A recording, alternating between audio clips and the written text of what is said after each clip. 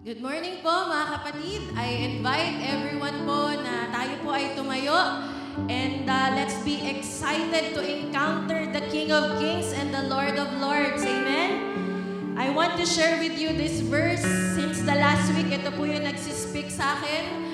I may not know kung ano man po yung pinagdadaanan ng bawat isa, pero katulad po ng sinabi ng ating Panginoon kay Nehemiah, ginamit niya po ang propetang ito to encourage his people. Ang sabi po sa Bible verse in Nehemiah 8 verse 10, "Don't mourn or weep on such a day as this, for today is a sacred day before the Lord your God, for the people had been all weeping as they listened to the words of the law." This is a sacred day before our Lord. Don't be dejected and sad, for the joy of the Lord is our strength. Pwede po ba natin palakpakan ang ating Panginoon? Sabi po sa kanyang salita, whenever you are struggling, we pray for joy, for the joy of the Lord is our strength. Can we shout, Amen? Hallelujah! Lord, thank you, Jesus, for you are a great, great God. Palakpakan po natin ang Panginoon.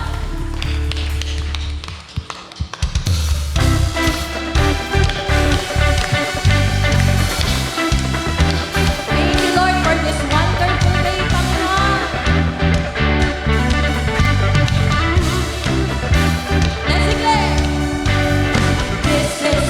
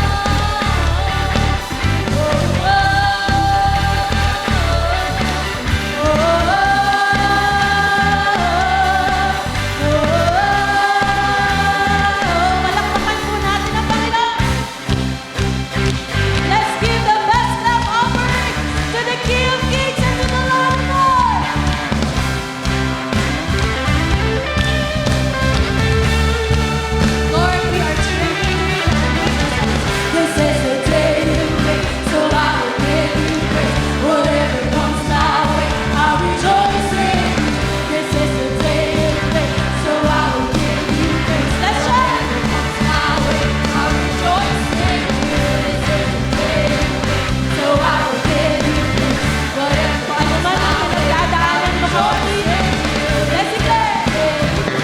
So I will give you praise. Whatever comes my way, I'll rejoice in you. This is the day you make.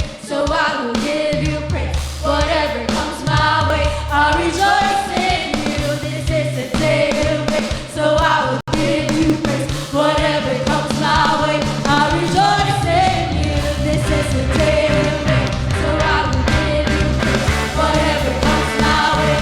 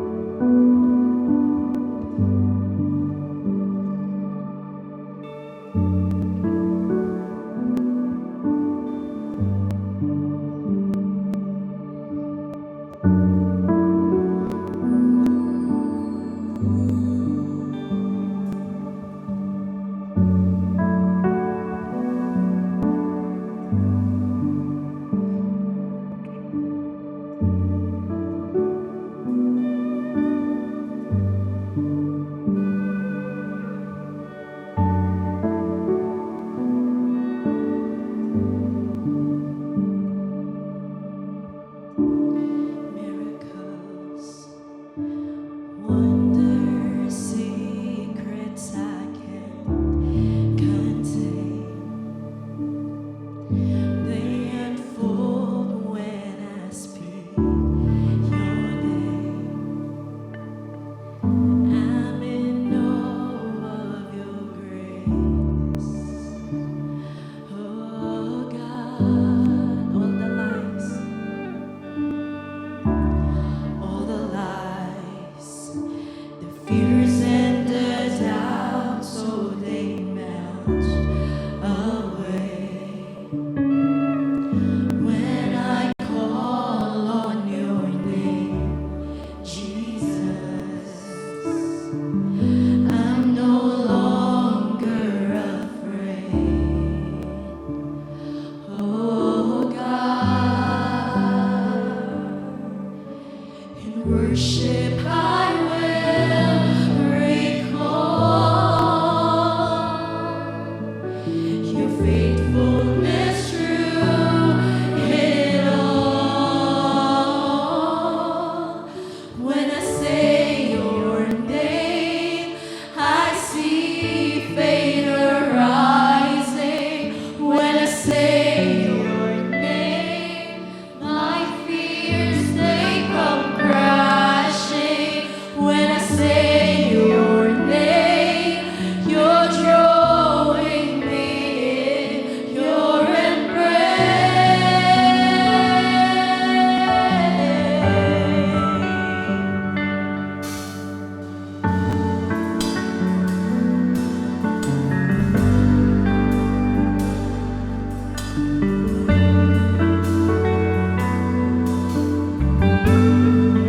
Let's declare. All the lies, the fears and the doubts, so they melt away when I call on your name, Jesus.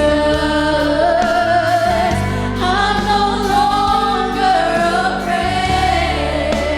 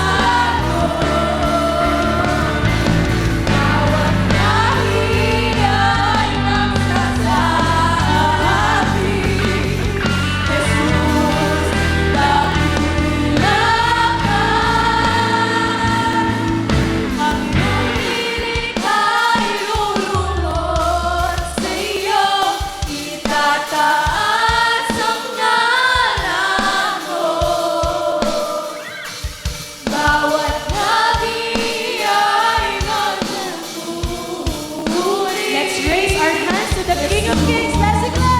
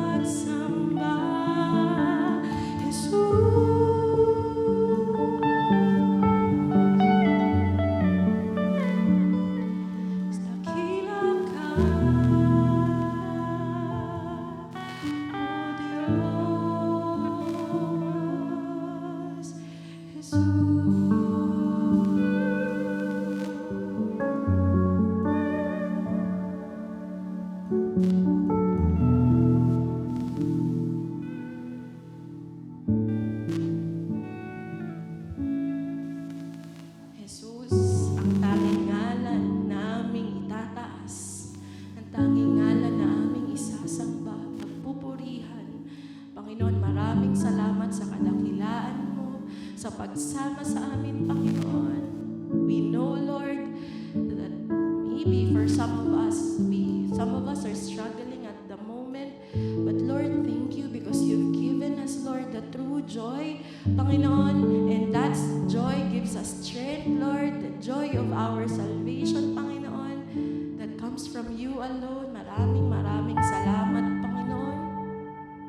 And we are excited, Lord, to hear you, Panginoon, in our message this morning. Lord, may we be excited, Lord. May we become more aware of your presence, Lord, of your revelation this morning. And Lord, maraming salamat po sa presensya nyo, sa pag-ibig mo, Lord, sa kalayaan mo, sa kagalingan mo, Panginoon.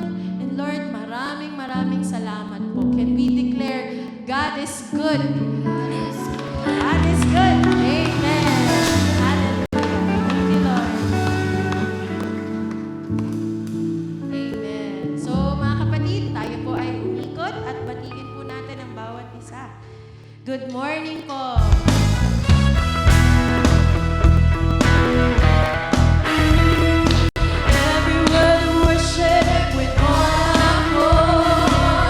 Every praise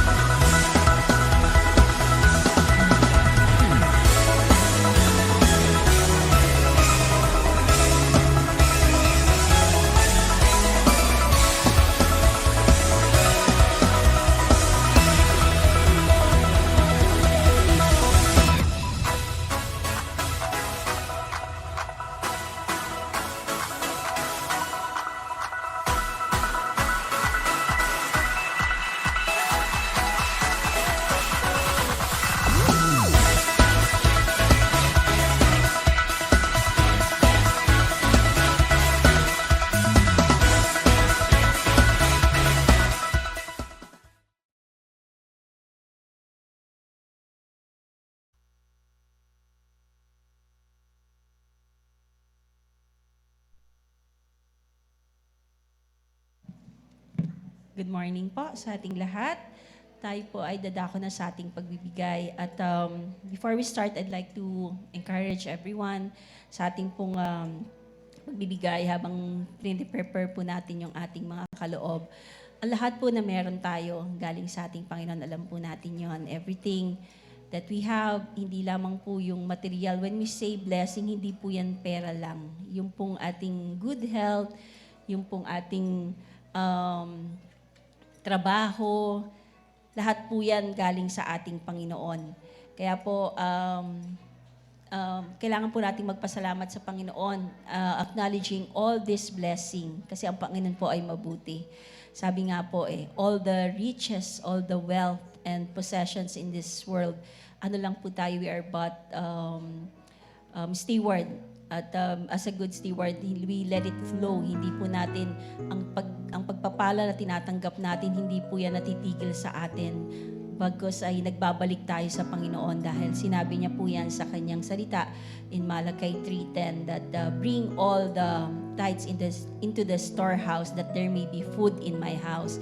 When we say food in my house, alam po natin na ang simbahan mangangailangan ng tulong, ng tulong pinansyal at kung ano pa po para in advancement of His kingdom. Kaya po tayo po ay sumusunod lamang sa sabi ng ating Panginoon at may kalakip pong pangako ang utos ng ating Panginoon.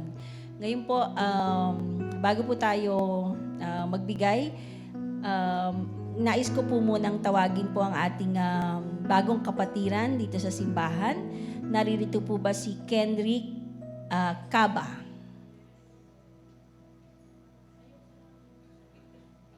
Ayan. Yan kapatid, ikaw ay gusto naming i-welcome dito sa CCOF at sa susunod na sa susunod na linggo, ikaw ay kabahagi na ng pamilya ng CCOF. Praise God. And tayo pong, kung ready na po sa mga nag-prepare ng ating kaloob, tayo po tumayo at pumunta sa harapan. Hallelujah.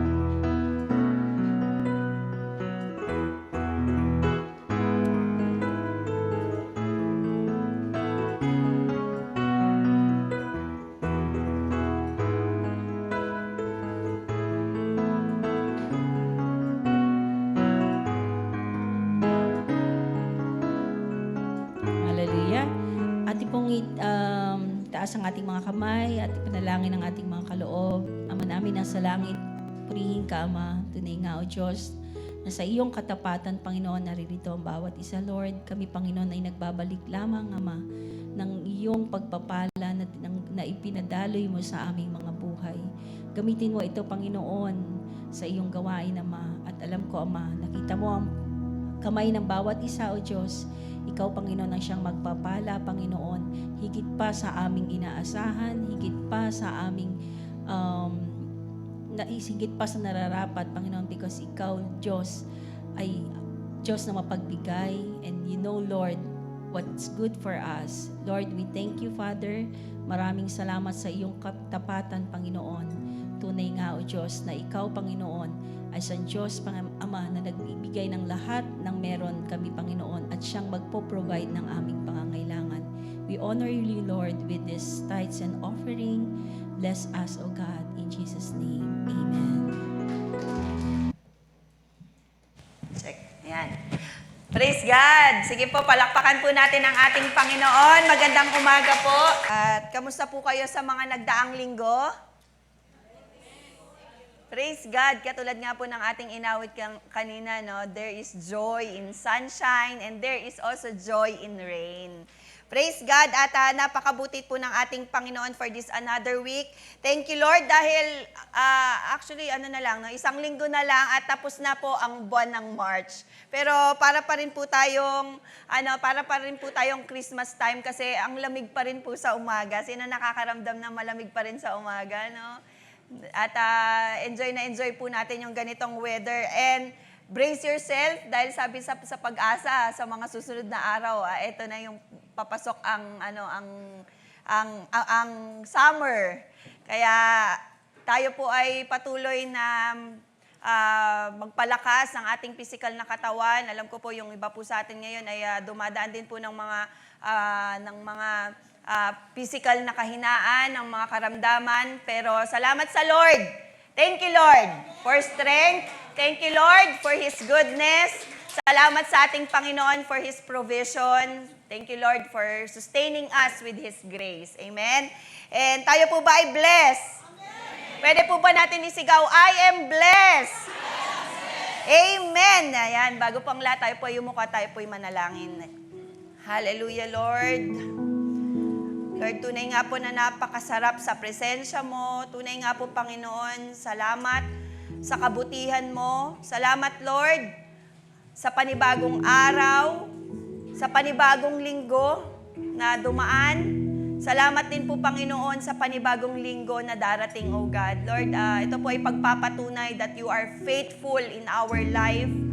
Thank you, Lord, dahil ito po ay pagpapatunay that you are good, that you prove, Lord, na patuloy kang tapat sa aming mga buhay. Kaya salamat po, Panginoon, sa iyong kabutihan. And Lord, sa oras po na ito, wala po kaming maipagmamalaki, Panginoon. Wala po kami, Panginoon, na maitataas kung hindi, Panginoon, ang aming mga puso. Ito po yung aming offering, O God, sa iyo. Yung aming mga puso na patuloy po, Panginoon, na handa na magpakumbaba, handa, Panginoon, na lumapit sa iyo, handa na magpabago sa iyo sa pamamagitan ng iyong salita. Kaya sa oras na ito, Panginoon, alam mo po yung pangangailangan ng iyong mga anak. Alam mo po, Panginoon, ang pinagdadaanan din ng iyong mga anak. Kaya, Lord, ikaw po siyang patuloy na mangusap sa bawat isa. Sa pamamagitan ng iyong salita, Panginoon, dalangin po namin, O God, na ito pong salita mo ang magiging pag-asa namin. Ito po, Panginoong salita mo, ang magiging correction sa buhay po namin. At ito pong salita mo po, Panginoon, ang aming titingnan para po kami ay magpatuloy sa aming mga buhay. Lord, salamat po sa pagkakataong ito. Salamat po, Panginoon, sa buhay na ipinagkakaloob mo. Salamat po, Panginoon, sa oras po na ito. Nawa, Panginoon, ang iyong banal na spirito ang siyang patuloy na manahan sa lugar na ito. Wala po kami, Panginoon, dinedesire. Wala po kami, Panginoon, na nilulong kung hindi ang iyong presensya lamang. At ang dalangin po namin, Panginoon, sa aming mapapakinggan sa oras na ito ay patuloy po kaming maging malapit sa iyo, O God. Patuloy po kaming lumalim, patuloy po kaming lumago sa aming relasyon sa iyo. Lord, salamat po, Panginoon, at itago mo lamang po ako sa iyong likuran, ang patuloy na makita, Panginoon, ay ikaw. Lord, ang dalangin ko po ay mailapit po namin sa iyo ang iyong mga anak at patuloy po kaming magpakumbaba sa iyong paanan. Salamat po, Ama. Pinupuri at pinasasalamatan ka namin sa pangalan ni Jesus. Amen and amen. Praise God. And right now, tayo po ay nasa ika-4 na linggo na po para po sa ating series na Moving On. And dito po, pinag-aaralan natin, it's all about advancing in our spiritual journey. Dahil after po natin makilala ang ating Panginoon, hindi po dun magtatapos. It's all about moving on. It's all about moving forward. It's all about pressing on and rising up in our Christian walk. Sa unang linggo po na pag-aralan natin, in order to move on, we need to forget our past. We need to move out and move forward into the will of God. And last week lang po, napag-aralan po natin yung faith journey natin bilang mga mananampalataya, no? Mahalaga yung journey natin sa ating pananampalataya. Alam niyo po, napakaganda po ng ating series dahil ito po ay related din sa ating team na Rising Up. At kailangan po, tayo pong mga Kristiyano, tayo po ay progressive. Kumbaga, hindi po tayo tinawag to be a reluctant Christian. Pag sinabi pong reluctant, carrying out responsibility na walang genuine willingness or genuine joy. Yung nagsisimba po tayo or pumupunta po tayo ng church, pero wala po tayong willingness to encounter our God. Kumbaga, okay na sa ating spiritual life or wala po yung willingness natin na makilala at lumalim sa ating Lord. And it signifies na ito po ay form of duty lang or yung tinatawag po nating routinary. Na minsan na rin po natin na pag-usapan kay Pastor Rene. At kapag ganito po yung ating nararamdaman, we are lack of joyful obedience. At yan po yung gusto natin na baguhin sa ating mga buhay in our spiritual journey with God. Yung meron po tayong pagbabago and ma-advance or ma-move forward po tayo in our commitment and our desire to be closer and closer sa ating Panginoon. That as we are all moving forward, I believe lahat po tayo, yan po ang gusto natin. We are moving forward. Sabi nga po sa ng AFP, para mga 80s pa yata tayo or 90s, sabi doon, move forward, backward never. Ibig sabihin, hindi po dapat tayo sumusuko, hindi po dapat tayo nagba-backward kung hindi tayo po ay patuloy na lumalakad sa ating pananampalataya bilang mga Kristiyano. Ganun po ka-importante sa atin na tayo po ay lumalalim. Tayo po ay araw-araw we encounter God at not just every Sunday but giving our full time, giving our full commitment sa ating Panginoon every day. And kahit na meron po tayong mga pinagdadaanan, I believe lahat po tayo merong mga pinagdadaanan, meron po tayong mga pagsubok, pero tayo po ay nagpapatuloy sa ating relasyon sa Diyos. As we follow Jesus, as we go and move on dun sa direction o sa direksyon na nais ng Diyos, ito po yung gusto nating makita, yung maunawaan po natin yung importance sa ating spiritual journey that we are called to move closer and closer and closer to our God. Hanggang sa kanyang muling pagbabalik, maabutan niya po tayong nakaupo, offering our life at the feet of Jesus. Kaya ang title po ng ating pag-uusapan ngayong umagang ito is Moving Closer. Pag sinabi pong moving closer, ibig sabihin kumikilos. Ibig sabihin gumagalaw. Hindi po papalayo. Kasi maaring kumikilos po tayo, pero palayo pala. Pero tayo po ay gumagalaw, tayo po ay nagiging malapit sa ating Panginoon despite ng ating mga pinagdadaanan sa ating mga buhay. Alam niyo po, ito po yung kagandahan Kapag pinili po natin na maging malapit sa ating Panginoon, wala po tayong nabasa sa Bible na nung sila ay lumapit sa Panginoon, nung sila po ay nag-desire na i-follow ang ating Panginoon, sila po ay tinanggihan ng Panginoon. Wala pong binanggit ang Bible na standard na kung sino lamang yung nararapat na umupo sa paanan niya. Wala pong sinabi sa Bible na, ang pwedeng lumapit lang sa ating Panginoon, yung mga banala. Wala pong sinabi ang Bible na ang lalapit lang sa ating Panginoon, yung mga mayayaman, o yung madalas na gumagawa sa simbahan. Wala pong instances na sinabi ng Diyos kay Matthew, kay Peter, sa Samaritan woman, sa blind men, sa mga tax collector, and even po kay Zacchaeus and Paul, na nung sila po ay nag-move on to their faith, to their old life, binaliwala po sila ng ating Panginoon or binawalan po sila ng ating Panginoon. Lahat po ng taong merong desire na makalapit sa Diyos, nakakalapit po sa Kanya.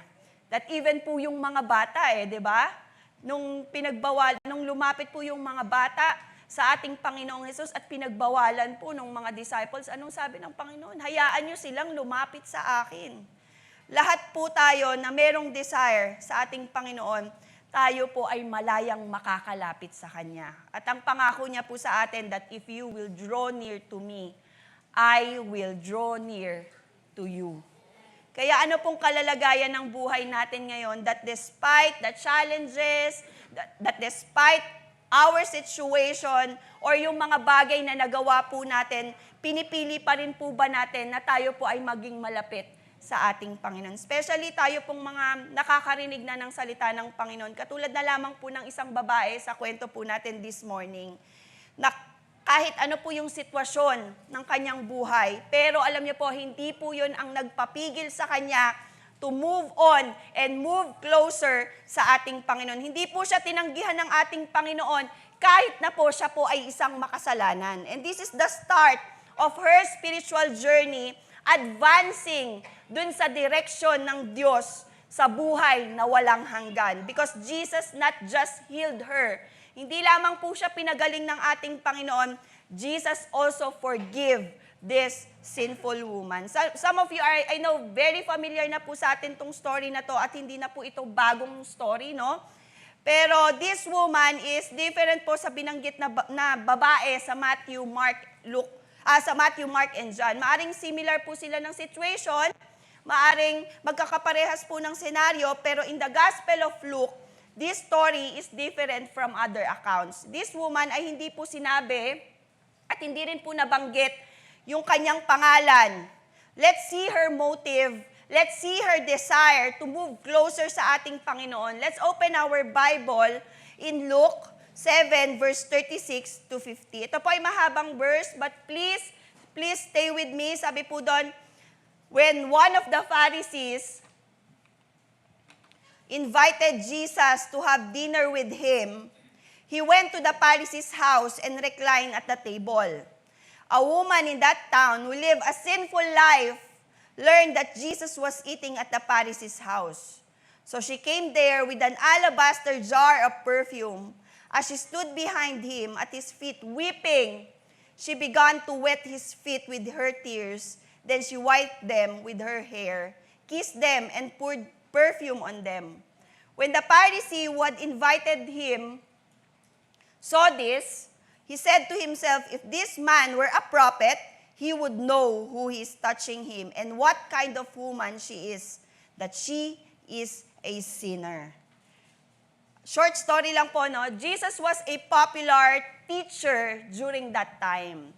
Kilalang-kilala po siya dahil sa kanyang mga katuruan at marami po siyang pinagaling, marami po siyang ginawang himala, marami po siyang pinalaya sa panahon na yon. At siya po ay pumupunta sa iba't ibang lugar to minister, to pray for the people, to help the needs ng mga tao. Meron siyang compassion sa mga taong merong mga pangangailangan. Dahil doon, marami pong tao ang sumusunod sa ating Panginoon sa mga oras na yon. Marami pong tao ang nais makalapit sa Kanya. They want to move closer sa ating Panginoon. Kaya during this time, ang mga Pharisees or yung mga teachers of religious law, sila po ay nagtataka. Sino nga ba itong taong ito? Sino nga ba si Jesus? Bakit maraming nakikinig? Bakit maraming gustong sumunod sa Kanya? As a Pharisee, sa panahon po na yan, sila po ay mga influential religious people. Sila po ay merong strict interpretation and implementation ng batas. Kapag sinabi po ng Bible na bawal, talagang sinusunod po nila yon. Kaya alam nyo, marami pong mga Pharisees na hindi po ganun ka-convince or again sa mga katuruan at sa pagkilos ni Jesus. Dahil sa paniniwala nila na ito po ay taliwas sa kanilang batas. But hindi po nangangahulugan na law breaker po ang ating Panginoong Jesus.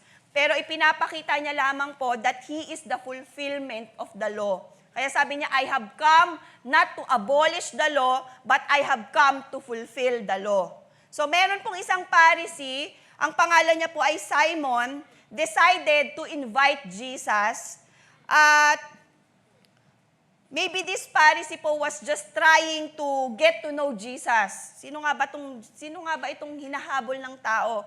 Dahil kilalang-kilala siya. Gusto niya pong makilala si Jesus as bilang tao. Or maybe, just maybe, gusto niya pong hanapan ng mali. Taliwas dun sa nalalaman niyang batas. Kasi ito po si Simon, isa pong Pharisee, alam na alam niya po yung batas. We do not know the Pharisee's motive kung bakit niya nga ba in-invite si Jesus. During that time, it seems, ito po ay parang ordinary situation lamang. It seems, ito po ay ordinary gathering lamang, kasama po ng mga maiimpluwensyang tao. Until, in the middle of these happenings, meron pong moving scene, meron pong nakakapagbagbag damdaming nangyari. Dahilan para makuha po ang atensyon ng mga taong nandun. Sabi po sa Luke 7, verse 37, a woman in that town, pakilipat na lang please, a woman in that town who lived a sinful life learned that Jesus was eating at the Pharisee's house. So she came there with an alabaster jar of perfume. Pastor, ano na lang? Luke 7:36. Yan. Sabi po dito, when a certain immoral woman, a woman in the city, alam niyo, kilala po siyang woman of the town. In some translation or in some meaning, pinaniniwalaan po siya na isa po siyang prostitute. Isa po siyang makasalanan. Oftentimes, yung mga ganito pong dinners between religious leaders and authorities, ginagawa po ito inside their home or sa isang place na kung saan merong privacy. Pili lang po yung mga naandun because for them, hindi po sila pwedeng mag-invite or hindi po sila pwedeng makasalamuha ng mga kilalang makakasalanan because sila po ay maituturing na unclean. And this dinner was served to invited guests only.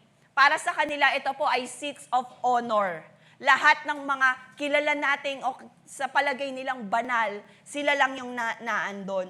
Kaya bawal ang mga party crasher. At isa sa mga uninvited guests nung panahon na yon was this woman of the town. Meron po siyang dala, sabi po sa verse 37, meron po siyang dala na isang alabaster jar of perfume. But in Luke 7 verse 38, sabi po doon, lumapit siya sa likuran ni Jesus sa gawing paanan, umiiyak na binasa ng kanyang mga luha ang mga paa ni Jesus. Pinunasan niya ng kanyang sariling buhok, hinalikan at binuhusan ng pabango ang mga paa nito. This woman, this sinful woman, kissed and poured perfume on Jesus' feet with a fragrant oil. Can you imagine yung pwede niyang maramdamang kahihiyan dun sa ginagawa niya? Siguro yung mga taong nandun, pinagtitinginan siya. Dahil hindi lang po siya basta umiiyak, hindi lang po basta tumutulo yung kanyang luha. Pero in this interpretation, this woman is definitely, she is sobbing. Siya po ay humihikbi. Siya po ay matinding umiiyak para makapag-produce ng maraming luha at mabasa yung paanan ng ating Panginoon. As she cried behind Jesus, this woman is crying, moving closer. Lumapit po siya sa ating Panginoon that she fell on the feet of Jesus at siya po ay lumuhod. Sa kultura po noon, ang long hair was a woman's glory. Pero kung ito po ay uncovered, ito po ay kahihiyan sa mga babae. Because long uncovered hair was calling sign of an immoral life. Yun po yung reason kung bakit po ganon ine-emphasize ng Bible yung buhok ng babaeng ito. Pero in this story, as she is moving closer to Jesus, sobbing, crying, falling into the feet of Jesus, that's how this person, desperate na makalapit at mabigyan ng glory, mabigyan ng honor ang ating Panginoon by wiping and kissing the feet of Jesus. Alam niyo po sa kwentong ito, hindi lahat ng tao na naandon sa lugar na yon, katanggap-tanggap po yung ginagawa ng babaeng ito sa ating Panginoon, sa ating Panginoong Jesus. Kaya sabi sa Luke 7:39, nang ito ay makita ng Pariseyong nag-anyaya kay Jesus, nasabi nito na sa really, kung totoong propeta ang taong ito, dapat alam niya na ang babaeng humahawak sa kanyang paa ay isang makasalanan. Sabi sa pag-aaral, Pharisees were not allowed to speak to someone like her. Hindi po sila pwedeng makipag-usap, hindi po sila pwedeng magsama in one room because that will make them unclean. Alam ng Pharisee na to na kung ano pong klaseng babae. Kaya nga siya kilala bilang woman of the town. She was known as a woman of the town. She is an immoral woman. Kaya he is thinking na improper for Jesus.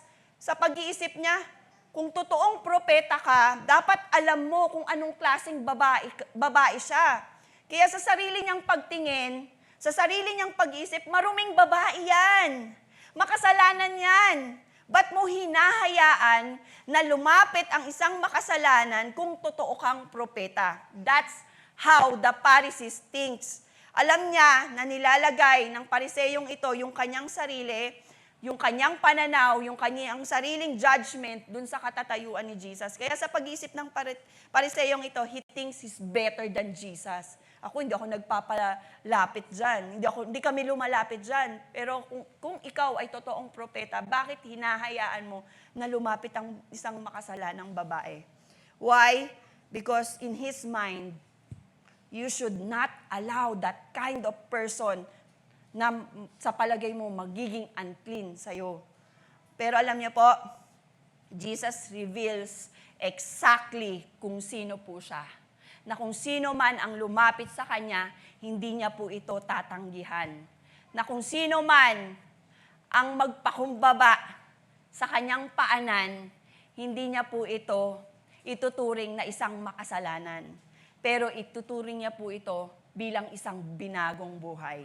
In Luke 70:40-43, He is a compassionate God. Hindi niya po kailanman gawain na tanggihan yung mga taong nais po na lumapit sa Kanya. Kahit na ang isang makakasalanan. Imagine po natin, no, tayo po bilang mga makakasalanan, tayo po ay tinanggap ng ating Panginoon. Sa pag-iisip ng tao, sa pag-iisip po ng mga pariseyo sa panahon na yon, siya po ay makasalanan, pero sa pagtanggap ng ating Panginoon, He offers forgiveness. Jesus accept this woman's offering. Nakita niya yung desire ng babaeng ito to move closer to Him. Nakita ng Diyos yung repentant heart ng babaeng ito as she is moving closer sa ating Panginoon. Alam din ni Jesus kung ano po yung nilalaman ng isip ni Simon. Wala po tayong may tatago sa ating Panginoon. Lahat po ng bagay o lahat po ng ating mga iniisip sa mga oras po na to, alam na alam po ng ating Panginoon. Kaya alam niyo po, sa story po na ito, kinuha na ng Diyos yung attention ni Simon. Sabi niya po, bilang tugon sa iniisip ni Simon, sinabi ni Jesus, Simon, may sasabihin ako sa iyo. Ano po yun, guro? Sagot niya. Sinabi ni Jesus, may 2 taong may utang sa isang nagpapahiram ng pera, 500 salaping pilak ang inutang ng isa, at 50 salaping pilak naman ang isa ikalawa. Nang hindi sila makabayad, kapwa sila pinatawad. Ngayon, sino kaya sa kanila ang higit na magmamahal sa pinagkautangan? Sumagot si Simon, sa palagay ko po'y ang pinatawad na mas malaki ang utang. Tama ang sagot mo, tugon ni Jesus. Sa pagkakataong ito, dinaan po ni Jesus sa isang kwento ng pagpapatawad. And obviously, ang Panginoon po yung tinutukoy na creditor. And ginamit po ito ni Jesus as an example para sa 2 taong makasalanan. Una, ito yung taong mayroong malaking utang o mayroong malaking pagkakasala. Pangalawa, ay yung taong maliit lang ang pagkakautang o maliit lang ang pagkakasala. Pero sa kwento ni Jesus, sila po ay parehas na hindi makabayad. Kaya ang ginawa niya, parehas po silang pinatawad. Kaya sa pagkakataong po na yun, tinanong po ni Jesus si Simon, Simon, sa 2 taong merong pagkakautang, sino sa palagay mo ang higit na magmamahal doon sa pinagkakautangan o higit na magmamahal doon sa nagpatawad? Sinabi ni Simon, syempre Lord, yung merong malaking pagkakautang. Kung meron man higit na makaka-appreciate doon sa nagpatawad, ito yung taong pinatawad ng malaki yung pagkakautang. Yung walang kayang dahil sa kanyang lakin ng pagkakautang, pinatawad siya ng ating Panginoon. Sabi ng Panginoon, tama ka. Siya yung higit na may pagkakautang at walang kakayanan na magbayad, kaya nung pinatawad siya, sigurado, mas higit niyang mamahalin yung taong nagpatawad sa kanya. Higit niyang bibigyan ng pagpapahalaga at pagmamahal. It also reflect our life. Alam niyo po ba yon? Hindi lamang po yung babae, but lahat po tayo ay maire-reflect po natin yung ating buhay sa pagkakasala at pagkakautang. Maliit, malaki, lahat po tayo nagkasala sa ating Panginoon. Wala po tayong kakayanan na makabayad sa ating pagkakasala. For the wages of sin is death. Pero the moment po, sa kwentong ito, the moment that she moved closer to Jesus, the moment that she kissed Jesus' feet, the moment na siya po ay umupo sa paanan ng ating Panginoon, wiping and kissing the feet of Jesus, the moment that she humbled herself, nagpapakita lang po na minahal at binigyan ng halaga ng babaeng ito ang ating Panginoon. Alam niyo kung bakit? Dahil ang babaeng ito, una po niyang naramdaman at una po niyang nakita yung pagtanggap ni Jesus sa buhay po niya. Siguro pagpasok pa lang ng babaeng ito, pinagtitinginan na siya. Bakit siya nandito? Pinagbubulungan na siya, kinokondemn na siya, isa siyang makasalanan. Dahil sa tingin nila, she is a sinner. Pero naramdaman ng babaeng ito na nung siya po ay lumapit sa Panginoon, tinanggap ni Jesus yung kanyang offering. When Jesus allows this woman to touch and kiss His feet, naramdaman ng babae na siya po ay pinatawad ng ating Panginoon. Kaya nga sabi ni Jesus kay Simon, simula nang dumating itong babaeng ito, hindi na tumigil sa pag-iyak. Hindi na siya tumigil sa paghalik sa paa ko. Pero ikaw, Simon, you never greeted me with a kiss. You never give courtesy of putting oil into my head. Pero itong babaeng ito, she anoints my feet with a fragrant oil.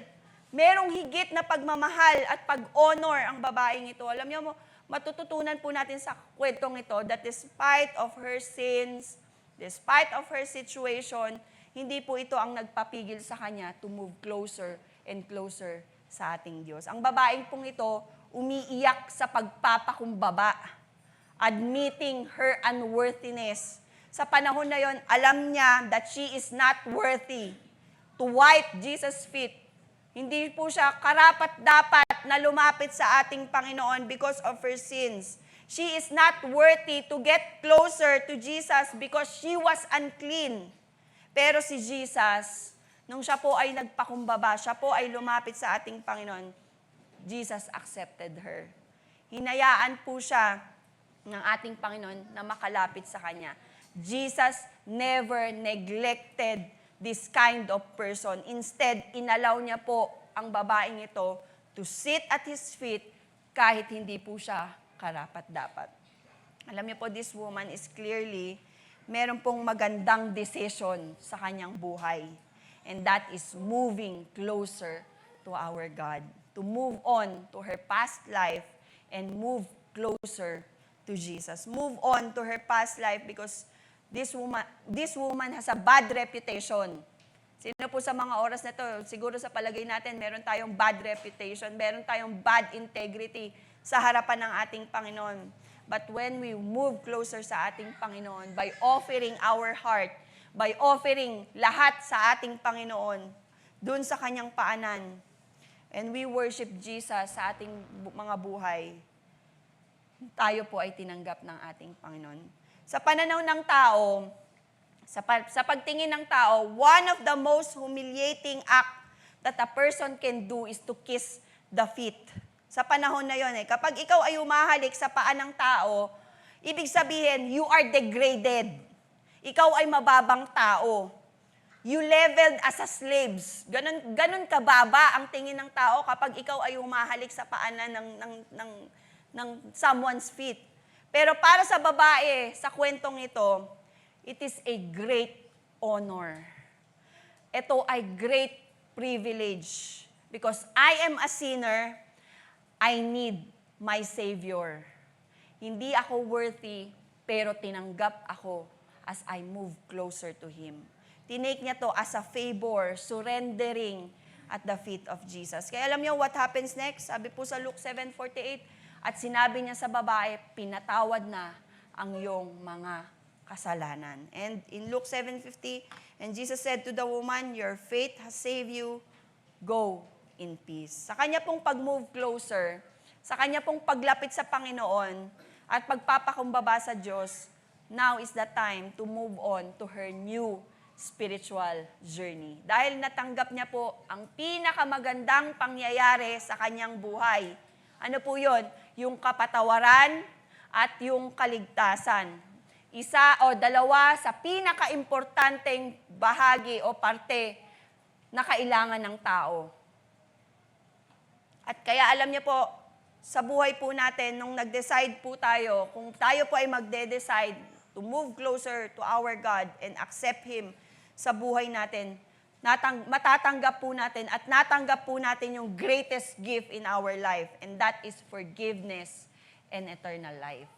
Kahit hindi po tayo karapat-dapat sa kapatawaran na yon, kahit hindi po tayo karapat-dapat na makalapit sa ating Panginoon because of our unworthiness, pero nung tayo po ay lumapit sa ating Panginoon at nagpakumbaba at tinanggap siya bilang ating Diyos, natanggap po natin ang pinakamahalagang bahagi ng buhay po natin, yung pagpapatawad at yung pagbibigay ng buhay na walang hanggan.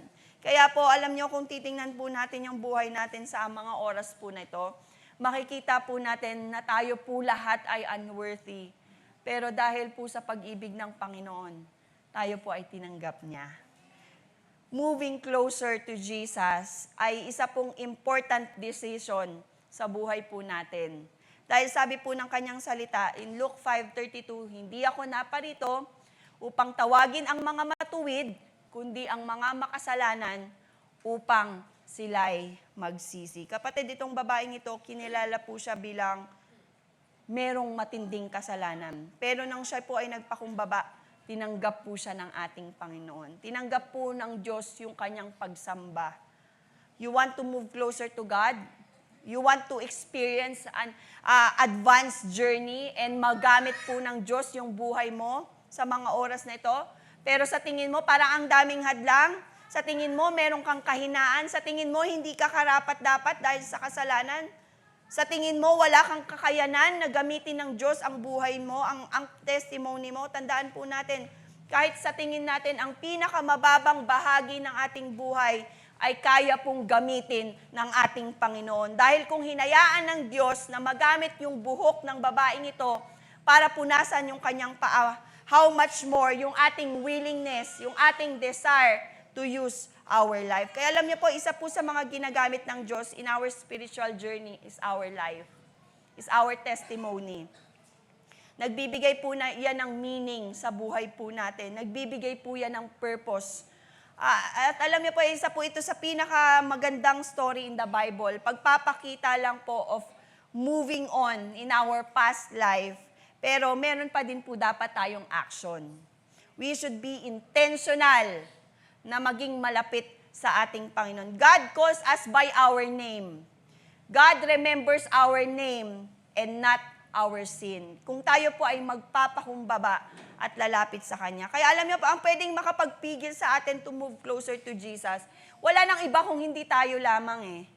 Kung ang kapatawaran, ang kaligtasan ay ibinigay na po niya sa mga taong tapat at totoong nagpapakumbaba sa niya, ano pa nga po ba ang magiging hadlang para hindi natin maibigay yung best offering natin sa ating Panginoon? Ano po ba yung best offering natin sa ating Lord? It is our heart. It is our life. Ang lahat ng bagay na meron po tayo ay nagmula sa ating Panginoon. Pero isang bagay po ang hindi po kayang, ang dapat nating intentional na ibinibigay, yan po ang ating mga puso. Isang bagay po na hindi kayang pakialaman ng ating Panginoon, yung ating mga puso. Ang ibig ko pong sabihin, hindi po natin ito maibibigay o hindi po pinipilit ng ating Panginoon na kunin ang ating mga puso. Pero kung tayo po ay willing na ibigay ito, tatanggapin po ito ng ating Panginoon. Alam niyo po, moving closer is a decision. Kung meron man dapat na mag-desire na lumapit sa Diyos, tayo po yun. Personal nating desisyon na lumapit ng totoo sa ating Panginoon. Wala pong pwedeng pumigil. Kahit po kaming mga pastor, kahit po yung mga leader, hindi po namin kayo pwedeng pigilan. Hindi po namin kayo pwedeng pilitin, pati. But we must break our habitual or routinary mindset. Instead, kailangan po natin i-embrace yung pagkakaroon ng intentional worship, intentional offering, at intentional na paglapit sa ating Panginoon. We need to move closer sa Diyos. Dahil siya lang po ang may kayang magbago ng ating mga buhay. Hindi ko po kayang baguhin ang inyong mga buhay, pero ang Diyos lang po ang kayang mag-rise up in our situation. Kung kailan dapat tayo mag-decide to get closer to God, ngayon na po yun. Now is the right time para lumapit po tayo, para tayo po ay maging closer sa ating Panginoon. Now is the right time to move on in our spiritual journey. Kailangan maintindihan po natin that as we move on in our life, as we want to get closer and closer sa ating Panginoon, ito po yung mga character na gusto ng Panginoon na ma-develop sa atin habang tayo po ay lumalago, habang tayo po ay lumalapit sa Kanya. Una po, makita po sa atin ang pagpapakumbaba. Yan ang isa po sa mga bagay na dapat natin matutunan to get closer to Jesus. Hindi po tayo makaka-move on in our past and in our present life nang hindi po tayo nagpapakumbaba. Kung nais po natin lumapit sa Diyos at maging close sa ating Panginoon, kailangan po we are humble to say, yes Lord, tama ka at nagkamali ako. Kaya kailangan kita sa aking buhay, kailangan kita sa pagbabago, kailangan kita in advancing in my spiritual life. Alam niyo po, ang isa sa mga bagay na nakakahadlang sa ating buhay, kaya hindi tayo makalapit sa ating Panginoon, at hindi po tayo, is pride. Yan po ang isa sa mga problema ng tao sa mga oras po na ito, yung pride. Yan po ang isa sa mga nakakasira sa relasyon natin sa ating Panginoon. Yung pride at yung nakakasira sa relasyon natin sa ating kapwa. Pride. Pride detergent bar or pride chicken. One thing na sumisira sa relasyon natin sa ating Panginoon ay yung pagmamataas. One thing na sumisira din sa relasyon natin sa ating kapwa is pagmamataas. Hindi mo ko pwedeng anuin. Hindi, ito yung ano ko, ito yung opinion ko, ito yung gusto ko, ito yung gusto kong mangyari. At maraming beses kinokorek po tayo ng ating Panginoon sa mga bagay na yan. Sa harapan ng Panginoon, wala po tayong may pagmamalaki. One thing na gusto ng Diyos sa atin is we need to be more humble. Sabi nga po sa Santiago 4:10, magpakumbaba kayo sa harapan ng Panginoon at itataas niya kayo. We will never get closer to God unless we humble ourselves before Him. Character po ng ating Diyos ang pagiging humble. Ang humility po, hindi lang po yan basta isang action. Hindi lang po yan isang outward action or isang panglabas na pagpapakita na humble ako. Hindi po mababaw. When we say pagpapakumbaba, it's more than that. And we are talking about the character and example of Jesus. Alam niyo po, humility is based on the truth that God is perfect. God is good. God is lovable. Naniniwala naman po tayo that God is more than able sa buhay natin.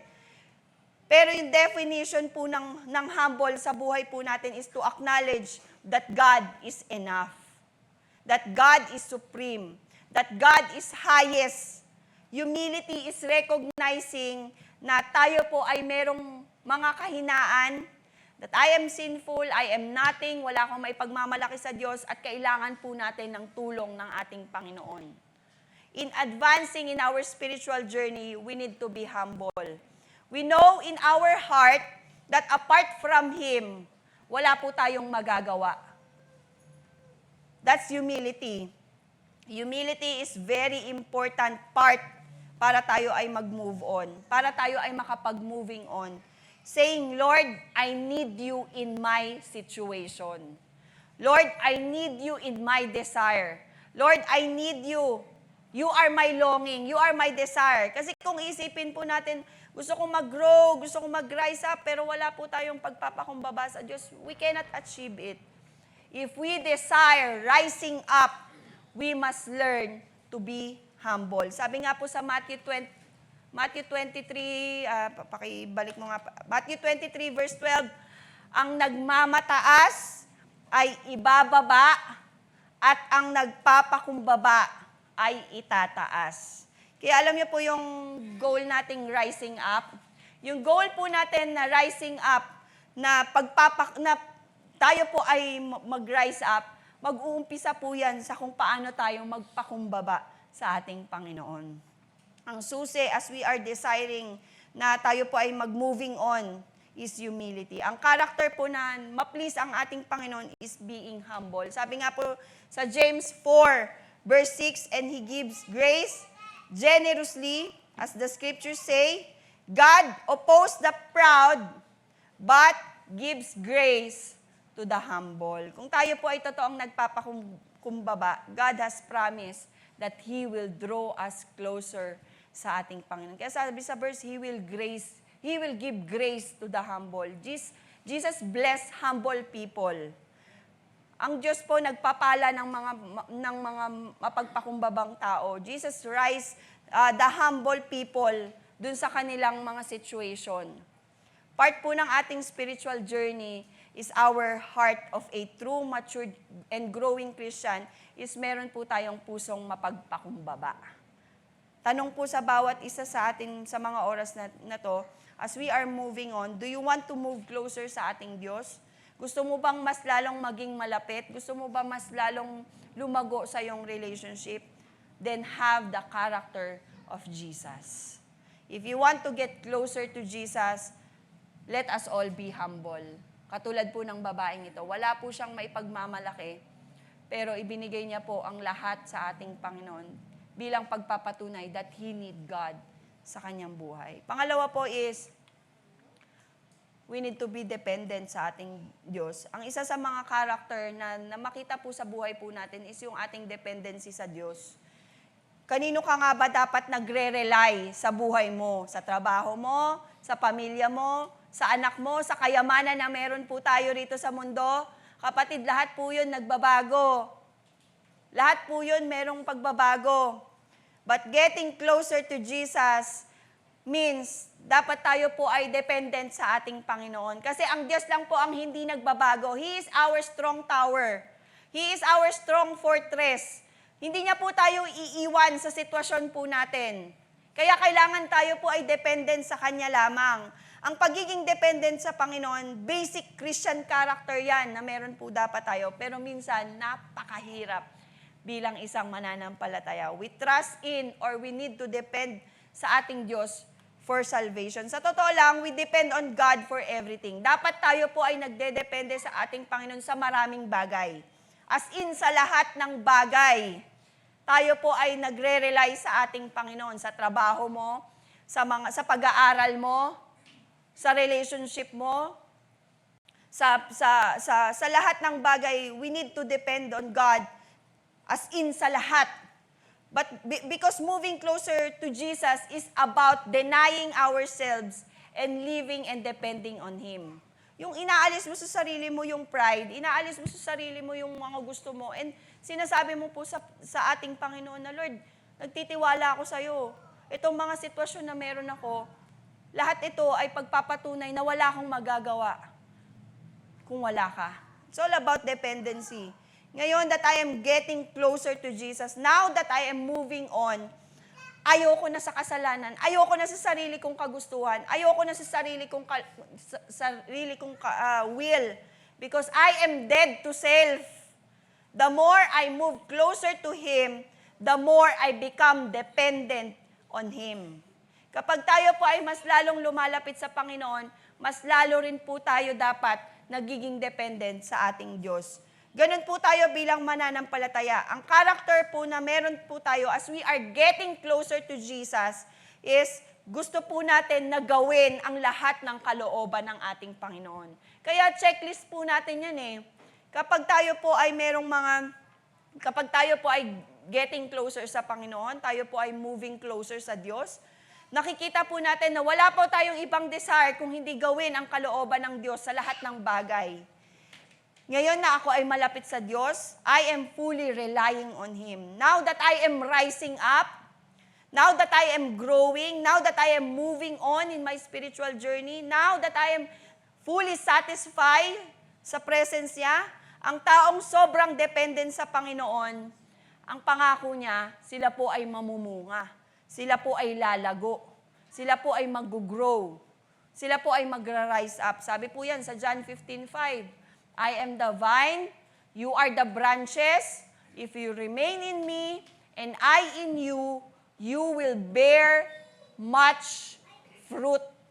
Apart from me, you can do nothing. The branch is dependent on the vine. Hindi lang po yun. Without the vine, the branch is useless. The branch is lifeless. The branch is powerless kung wala po or hindi po tayo dependent sa ating Panginoon. Kahit anong galing po natin sa isang bagay, kung hindi naman po tayo nagiging dependent sa Panginoon, lahat po yan mawawala. Because the branch is dependent. If we will remain sa ating vine, we will bear much fruit. Kaya alam niyo, imposible po sa isang believer, imposible po sa isang Kristiyano na mag-grow sa buhay na hindi po nag-a-abide sa Panginoon. Imposible po yun. Expect that if you are in Him, you are also united in Him. You are also connected sa ating Panginoon. Ang isang puno, kahit kailan, hindi po yan lalago kung nakahiwalay po yan sa ugat. Meron po ba kayong nakita ang laki-laki ng puno, tapos walang ugat? Hindi, imposible po yun eh. Pag tiningnan nyo po ang isang puno na napakalaki, ang laki din po ng root. Same with us. We will not grow. We cannot move on sa buhay po natin. We cannot rise up kung hindi po tayo nakakapit sa ating Panginoon. Without depending on God, saan natin makukuha yung hope? Saan natin makukuha yung strength? Saan natin makukuha yung joy? Paano po tayo magtatagumpay kung wala po or kung hindi po tayo nakakapit, kung hindi po tayo nakarely at hindi po tayo dependent sa ating Diyos. Kaya sa araw-araw ng buhay po natin, as we get closer to Jesus, ang nais po niya sa kanyang mga anak is we need to trust and depend on Him. I believe memorize na po natin tong verse na to, no? Gasgas na tong verse na to. Pero ito ay magandang paalala sa bawat isa. Sabi po sa Proverbs 3, verse 5 to 6, trust in the Lord with all your heart and lean not on your own understanding. In all your ways, submit to Him. At ang pangako niya, He will make your paths straight. If you are dependent on God, if you are relying on God, if you remain on God, ang sabi ng ating Panginoon, He will make our paths straight. We depend on our God sa lahat ng plano, sa lahat ng mga desires, kasi ang lahat ng ito ay nagmula sa ating Diyos. Kapag tayo ay dependent sa ating mga sarili, we will fail.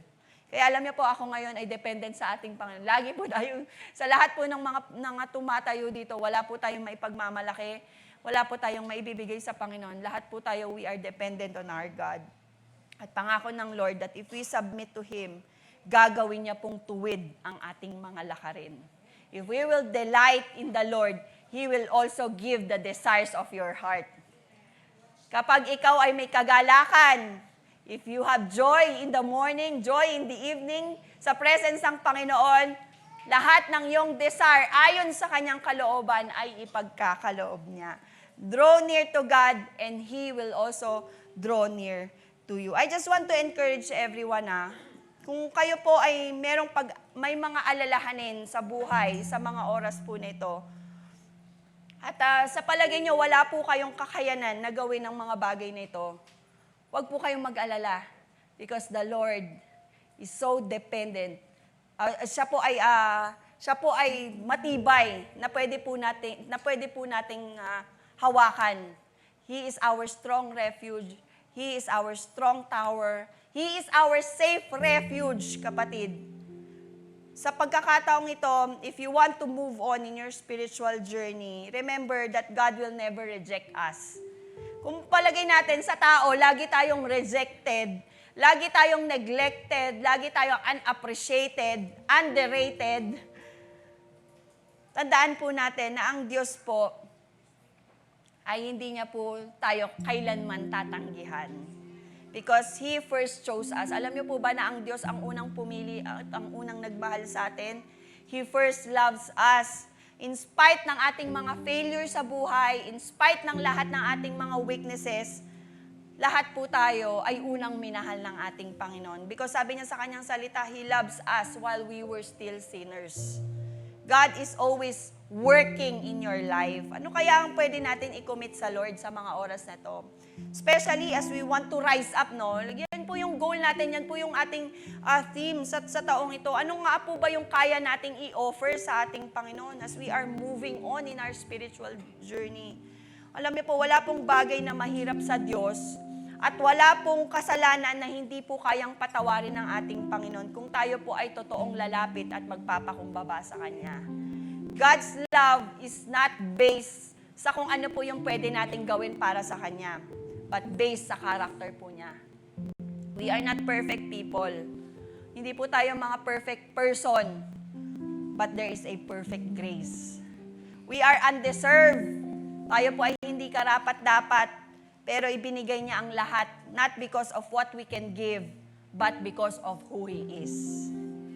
Kaya as we end po yung ngayong araw na ito, ano nga po ba yung priority natin sa buhay natin? Kaya today, this is an invitation sa bawat isa, no?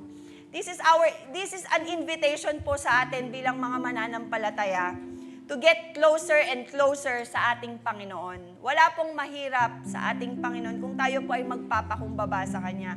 As we are moving on, as we are moving closer, let us offer our whole being. Ito po dapat yung ating maging desire sa ating Panginoon. And next week po, we still invite you to be in our Sunday service. 10 a.m. po yung ating Sunday service. So please, sama-sama po tayong lumago, sama-sama po tayong maging on time to worship our God. Masarap po sa pakiramdam na lahat po tayo ay nagpupuri sa ating Panginoon. And let us invite and encourage na tayo po ay patuloy na lumago sa buhay po natin. This is an encouragement po sa atin to realize na ang Diyos po, He is more than enough in our life. Thank you, Lord, no? Kasi siya po ay sapat. Siya po ay sapat sa buhay natin. Hindi na po natin, wala po tayong maibibigay sa Panginoon, pero ang Diyos po, ang hinihiling niya is yung ating faithfulness sa Kanya. Pero hindi po natin kayang maging tapat sa ating Panginoon without His grace. That's why we need His grace every day. That's why we need Jesus in our life, because Jesus is more than enough. Yung buhay po na meron po tayo, pagpapala po yan ng Panginoon. Yung mga kalakasan na meron po tayo, pagpapala po yan ng ating Panginoon. Yung mga trabaho na meron po tayo ngayon, pagpapala po yan ng Lord. Karapat-dapat po ba tayo? Pero ibinigay po ng Panginoon. Kahit hindi tayo karapat-dapat, ibinigay po ng Panginoon yan. That's why our response sa buhay po natin, that we need to move closer sa ating Panginoon because Jesus is more than enough. Can we just stand up and let us praise our God? Taste and see that the Lord is good in our life. And let us sing this song bilang pagsasabi o bilang pagpapahayag na, Lord, sapat ka sa buhay ko. Mawala man ang bagay sa mundong ito, pero yung relationship ko sa'yo, ang magpapatibay po sa atin para ipagpatuloy ang kalooban niya. Can we just worship Him right now?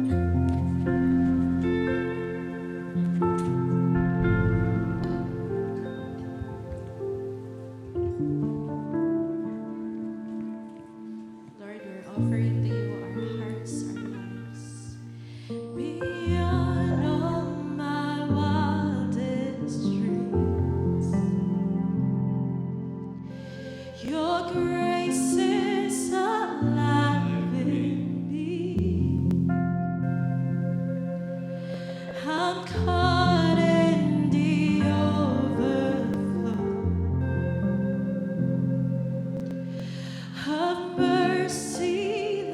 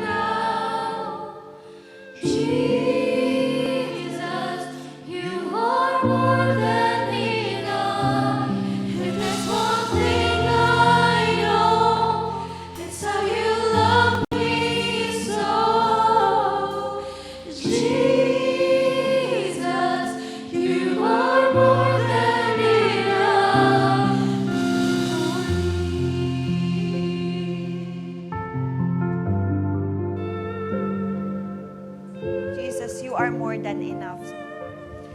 Lord, ikaw po ay sapat. Ikaw din po ay higit pa sa aming mga buhay. Salamat po, Panginoon, sa iyong kabutihan. You are our Father that won't give up. You are our Father that you'll never give up sa buhay po namin. Kaya, Lord, thank you. Thank you po sa buhay po namin. Sa buhay po na ibinigay niyo sa amin. And I just want to encourage everyone. If you want to grow, if you want to move closer sa ating Panginoon, if you want to move on in your life, we invite you on our faith groups. Marami po tayong mga faith groups every Sunday, every Thursday on Sadeka. Ang gusto po ng Panginoon is that we will grow sa ating relationship sa Diyos at sa ating relationship sa ating kapwa. At ito po yung tamang pagkakataon to grow sa ating buhay sa pamamagitan po ng ating relationship sa ating kapwa, to attend our faith groups. Please, hindi po ito para sa amin, but ito po ay para rin sa inyo that you will grow in your relationship sa ating Diyos. Meron po tayong faith group sa DECA on every Thursday, and meron din po tayong faith group sa mamaya, and ganoon din po sa ating mga kabataan. We invite you to attend our Ignite later, 1:30 p.m. and let's grow. Sama-sama po tayong mag-grow sa ating Panginoon. Sama-sama po tayong mag-rise up this year. At sa pamamagitan po ng paglapit natin sa Panginoon, ang pangako niya that I will also draw near to you. Because God is more than enough in our life. Thank you, Lord. Sige po, tayo po'y manalangin. Heavenly Father, we thank you, God, sa iyong presensya. Salamat, Lord, sa iyong kalakasan. Lord, thank you for the joy.